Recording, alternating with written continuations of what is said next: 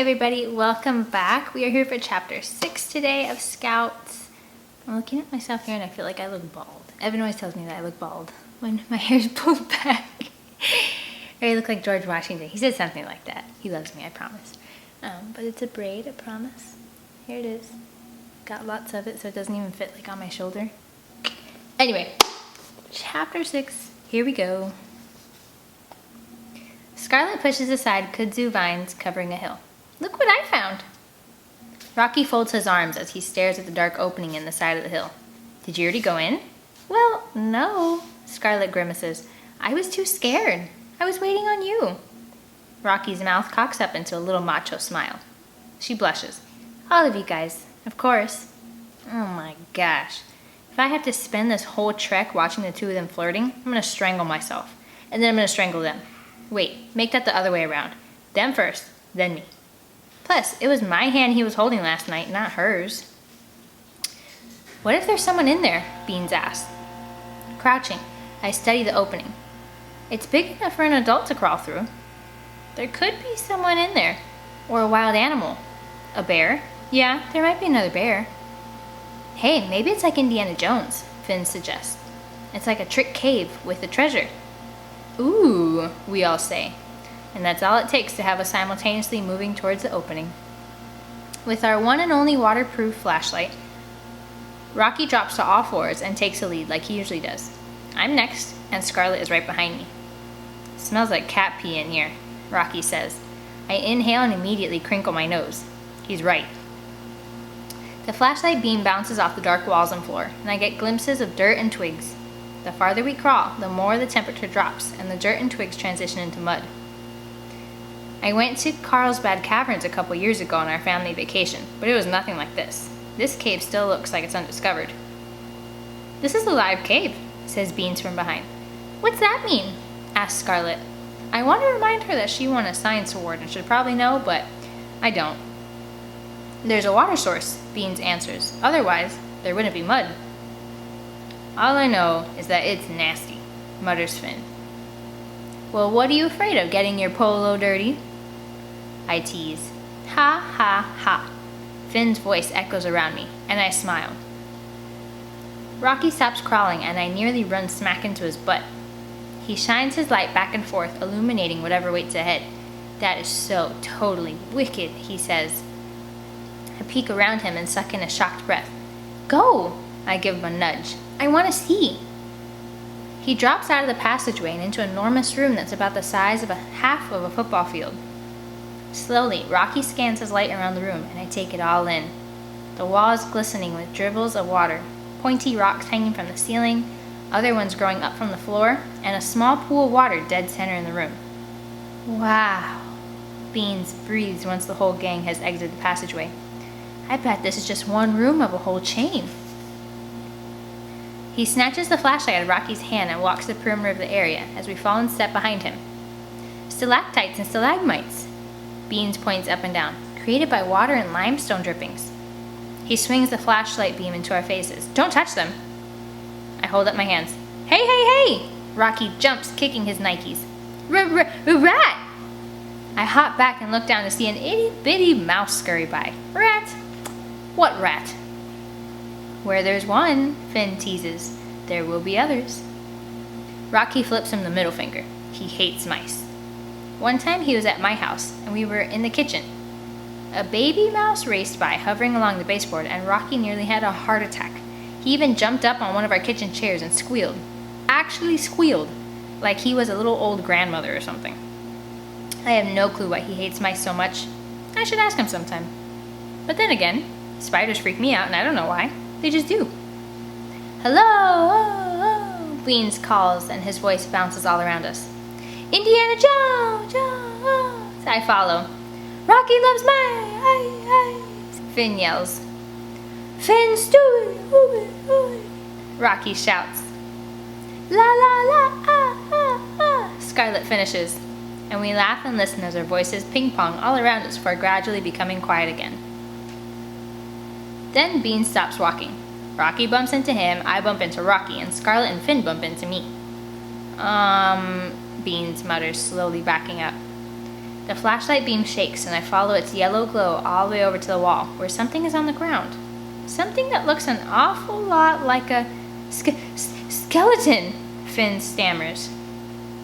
Curiosity has my feet moving forward before they register that I should probably be freaked out there's a dead person right there. Rocky moves closer too. Holy moly, it is a skeleton. With clothes, overalls to be exact, and a John Deere hat. Reaching forward, I take the bill of its cap. What are you doing? Scarlet gasps, and I lift off the hat. Beetles roll down its skull. I jump back, and the beetles disappear through the skeleton's eye sockets and gaped mouth. Then, something under its overalls moves. Something bigger than a beetle, and I watch in weird anticipation as whatever's under there slowly moves down the skeleton's denim-covered leg and emerges from the cuff. Rocky leaps back as yes, this time, a small rat turns away from us and lumbers off into the dark. Clearly it's not scared of us. When was the last time any of you actually saw Old Man Basinger? Beans asked. I turned to him. Why? He points his flashlight to the John Deere hat that I'm still holding. Bill Basinger is printed in bold black marker on the inside. I gasp. Oh no! This is Old Man Basinger! But how? I glance back to his skeleton and a pang of sorrow hits me. I'm not sure why. It's not like I even knew him, and every time I did see him he was mean. But there was that time I saw him on his tractor parked under a tree reading an old paperback book. And that time I saw him on a bench downtown smoking a pipe. Both times he'd seemed so normal and old, like a grandfather. But what about all the other times? Like when he chased us off his land because we were climbing his hay bales. And that time he yelled at us for building a snow dinosaur in his back pasture. And when he caught Rocky sneaking into his orchard and taking peaches for all of us. Yeah, I guess we were annoying the old guy. But he had the best land around here to play on, and it's not like we were destroying anything, we were just goofing around. I hear something click and then wind, and I turn to see Beans taking pictures with a camera he had in a waterproof plastic bag. I don't know if he should be doing that. Isn't it wrong to take pictures of a skeleton? When we get back, we need to tell somebody we found him, Rocky says. True, but then that'll give away the fact we're out doing something we're not supposed to be doing. I can't get in trouble over this, Finn says. We'll do an anonymous letter or something. We all nod and go back to pondering Old Man Basinger. A few seconds later, I put his hat back onto his skull and adjust the brim so it's sitting a little cocked, like I imagine he would wear it. Beans crouches down and studies him for a couple of long seconds. The bones seem awfully clean. Where's the skin and the decay? Ugh, yuck, I cringe. Maybe the beetles picked it clean, Rocky says, and Beans give a thoughtful nod. Okay, gross, Scarlet gags. Stop talking about it. What do you suppose he was doing here? Finn asks. Wait a minute. Do you think someone put him here? Do you think someone murdered him? No one says anything for a good solid moment as the enormity of that question sinks in. Murder. Uneasiness creeps up my backbone and I swallow a lump of dread in my throat. Does his family know he's missing? Surely they have to know by now, judging from his skeleton. He's been here a while. I think about Beans' question and try to remember the last time I saw Old Man Basinger. I think it's been about a month. He's been missing for a month? Why haven't any of us heard about it? Or maybe it was old age, Rocky quietly says. The guy was ancient. Old age? Murder. I like old age a lot better. Could have been the Mason Mountain clan. Finn grabs the flashlight and shines it in Beans' face. I told you they're real. They killed him and stowed his body in here. I suck in a breath. He's right. They could have killed Old Man Basinger. Beans holds his hand up against the light and with a tolerant look says, Don't be ridiculous. There's no Mason Mountain clan. But you don't know for sure, I say.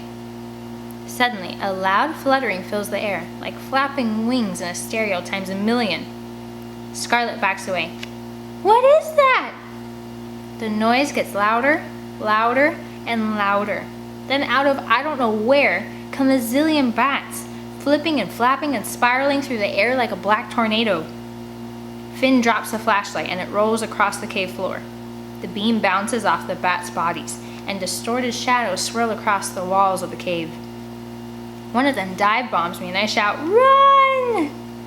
I manage to snatch the flashlight off the floor, and we take off sprinting across the cave, slipping and sliding and screaming and pushing against one another. Finn dives into the passageway first, then Scarlet and me, followed by Rocky and Beans. I move faster than I think I probably ever have in my life. "Go!" Beans shouts, shoving all of us from behind. The beating wings echo around us in the crawl space as we frantically fight our way towards the daylight, finally scrambling from the hole. "Oh my gosh, oh my gosh, oh my gosh!" Scarlet chants hysterically, dancing around as Finn shakes his arms like he's got the heebie-jeebies. Gripping the flashlight, I lean my hands on my knees and try to catch my breath. I've never seen a bat that close up before. "Those were real," Bean says to us all like we didn't just see the flying bloodsuckers. More calm than he should be, Rocky folds his arms and surveys us. "What a bunch of wimps." "What?" I yell. "You were running too." Rocky huffs. "Not even." Scarlet holds her hands up. "You remember I was talking about a rabid squirrel earlier? There was also this bat." Beans interrupts her. "Bats really won't hurt you. They work off sound. We were too loud and we disturbed them." His eyes get really big and excited. "Let's go back in and look around some more." Scarlet shakes her head. "I am not going back in there." Finn backs up. "Me neither. Clearly, you don't know what kind of diseases they carry." I pause, watching Finn and Scarlet disappear into the trees, thinking now that I'm out here and calmer, and I know what's in there, a really cool cave, Basinger skeleton, and bats that will calm down soon. Yeah, okay, I'll go back. "Let's do this," Rocky says. "Just the three of us." I nod. I'm in. But then, Scarlet's scream cuts through the trees, and we take off running. Chapter 7. So, found Basinger's skeleton. We don't know how it got there, or how long it's been there, but we're going to keep reading and find out. Also, I have no idea what's happening with this lighting right now. Wow. It's like where I set up to record is next to a very large window. It's like the whole wall's a window. And past a certain time, you don't know what's going to happen with the sun. Usually this happens. But fun fact, I accidentally did the same exact thing I did yesterday. I didn't turn the microphone on, so this is my second recording. But I took it like champ today. I took a cool down and I did it again. So the first time the lighting was great. Second time, not so much. But that's okay. We'll try this again another time. Yeah. So I'll see you tomorrow for chapter 7. We'll find out what just happened to Scarlet and what else might be in the cave. See you there.